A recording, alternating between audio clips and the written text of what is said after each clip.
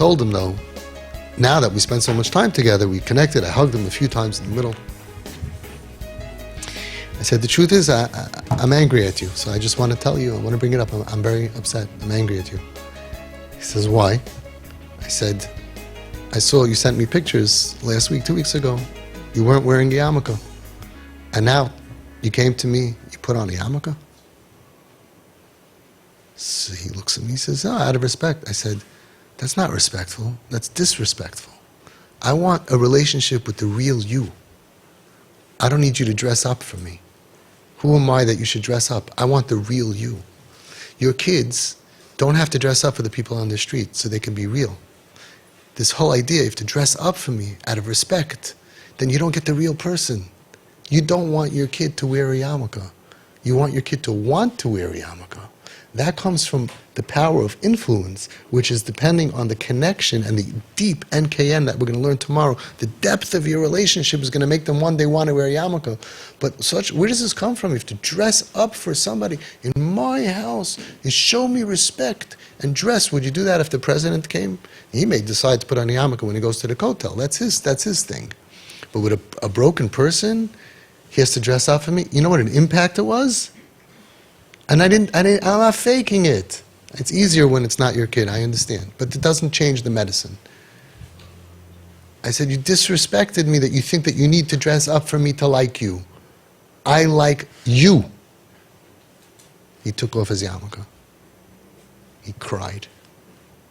He stood up. And I gave him such a yummy hug. And different than the hugs before. I was hugging the real you. Don't let these things, if the problem is that they're Machal Shabbos, the problem is they're eating treif, the problem is they have real problems, imagine someone with cancer, but you care it's not respectful to come bald from the chemo, so put on a wig. Ridiculous. We have major problems we have to overcome. Kids who want to die, kids who are suicidal, kids who are on drugs, and religiously, major problems. And you're going to tell them you have to be respectful to me. Is that our religion? That you have to dress up for me? That makes me feel what? Well, I feel better? It's psychotic.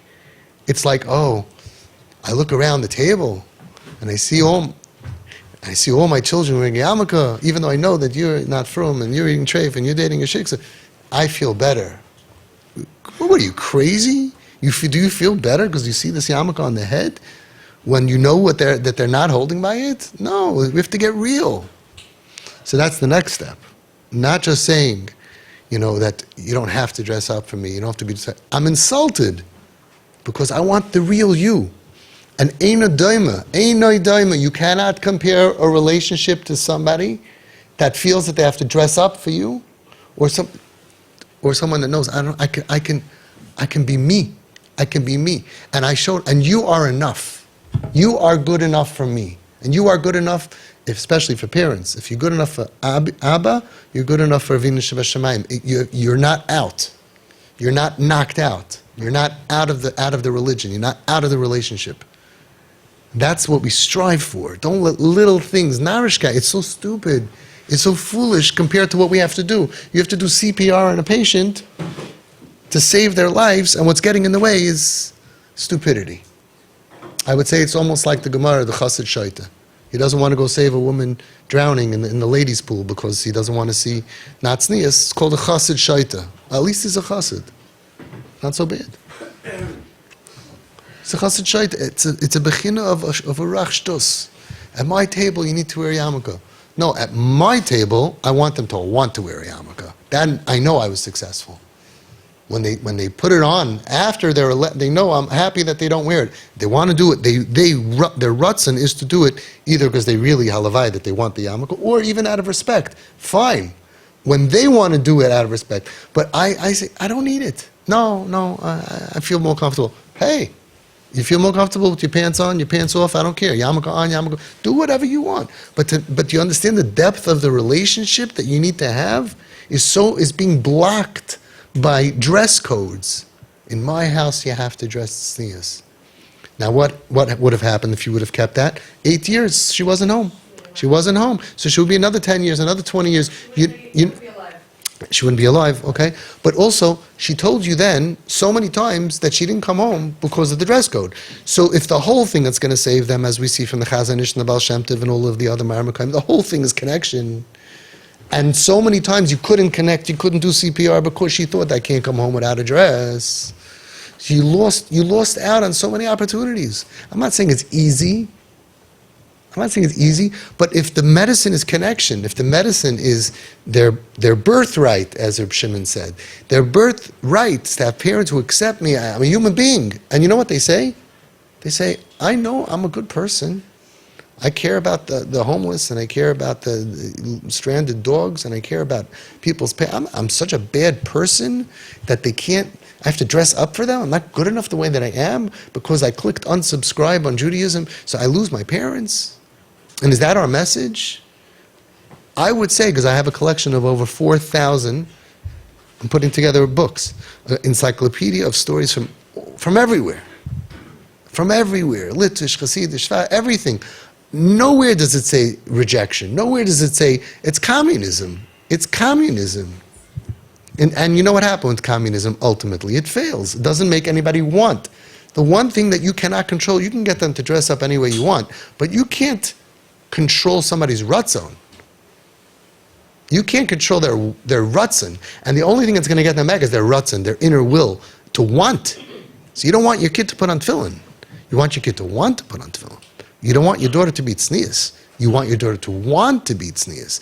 And you can't accomplish to change somebody's ratzon with force, control, manipulation, power, deals, none of that. It doesn't create ratzon. It does not create the inner ratzon, which only comes from the power of influence, like what you do, like what all of you people are doing. That your kids are so close to you and feel fully accepted. Then, when they're out of their pain, you're their role model. Who else are they going to want to be like? They're never going to want to be like somebody who shows them that our Torah says that if you're out, I can't look at you, and I can't make a bracha in front of you. I got a shayla, someone called me. And we called Marash Yeshiva, their Das Torah, Reb Shmuel Kamenetsky Shlita.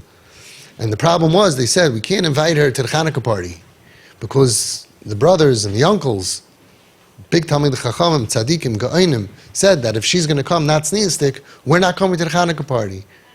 And why? Why? You don't have to mamish. Look, I mean, you know, if to be polite, we go in the streets. Anybody doesn't go to get $1 million loan from the bank worried about tznius? You starting on her? Right? Story in a story in a story. I got challenged by the siblings when I meet the sibling group. So this very nice choshev tzaddik of a boy tells me, I don't want to see not tznius. So I said, between me and you never watch a movie? Nobody's looking. You never go on the street. You never see not tznius? He said, sometimes. I said, okay, so start with that. You don't start with your sister. You have to start your Ehrlichkeit and your Frumkeit on your sister. She's nebuch suicidal and dying. First cut out movies and cut out the streets and go walk with you. And then the last piece of your Shemir Seinayim, we could talk about your sister. You're starting with, everybody wants to start, right? Like what, a story within a story within a story. What the Lubavitcher Rebbe said, I think it was the Rayatz, right? They said, how are you loving people? It says in the end of Shulchan Aruch, you're not supposed to love. End of Chayshim Mishpah, you're not supposed to love. So he said, you're supposed to start at the beginning. If you makayim all the halachas of all the Arba Chelkei Shulchan Aruch, and you end with that, okay. But you're starting from that side, it's not coming from a good place. Or like another, I think the Vizhnitzer Rebbe said, I think it was the Emrei Chaim or the Havas Yisrael said, I'd rather be over. Oh, he said like this, how come you love people that it's mutter l'snaisai, it's mutter to hate? So he said, Kadosh atzmecha b'mutter lach. I don't know how to say it in English. Be holy by things that are mutter. You know, like it's mutter l'snaisai, but it's okay. I don't have to hate them, you know? And there's many other stories. So I have a collection of 4 billion stories. This attitude is not Yiddish. The Gedolim didn't say, you have to, you better. They said like the story from the other story that I sent around with the Vizhnitzer Rebbe told him, the guy who came with a motorcycle on Shabbos, he said, Kim videvist, vendevilst. Come as you are, dressed as you are, you came by motorcycle, in a t-shirt, come when you want. And he said, and I remained there. Acceptance is from us. The rejection and the control comes from communism, and it comes from the Arabs. Blow up the infidels. You don't subscribe to me? Blow up the infidels. And a lot of people Jewish people do what you just did. You smirk. I got news for you. What you do is worse than blow up the infidels. You kill their parents. You kill the fact you're alive, but they don't feel that they have parents. You make them Yisayimim b'chayi ha'av in the name of Hashem. And Hashem is saying, listen to the Baal Shem Tov, he's on my wall. Lehoi v'yisam b'yaser. Listen to the Chazon Ish, he's on my wall. Where is it? It's over there. Yinasu l'mashchem ba'avoisis ahava v'loi l'tchaisam chalila. Listen to Rav Pam, listen to the Chazon, listen to the Bavitcher Rebbe, listen to all these people representing Hashem, and you're representing Hashem, and saying, I can't look at you. You disgust me. Where? Show me one story that's what happened. Show me one tzaddik, one gadol that talked like that. It's pain. Yes, you're entitled to be in pain, but don't kill your kid because of it, in the name of God. What you should say, if you're honest, is, my child, Hashem wants me to love you, but I'm a stupid human and I do a lot of sins, and this is one of them. Get out of my house. But don't do it in the name of Hashem. Do it in the name of your ego. Fine, I respect you. Do it in the name of your ego. Do it in the name of the Shchenim. I'm sacrificing you on behalf of my neighbors. Like they used to throw the kids, L'avodah zarah l'moilech, right? Okay, that's a good reason to lose your kid. Okay, fine, especially if you live in Williamsburg. I understand. Neighbors is very powerful, right? I'm doing it in the name of, I'm embarrassed of my, do it in your own personal flaws and small-mindedness, but you do it in the name of Hashem, the name of God. I'm so frum that you can't behave this way in front of me. I can't tolerate you. No, hang on. That's not what Hashem says through the tzaddikim of so many generations.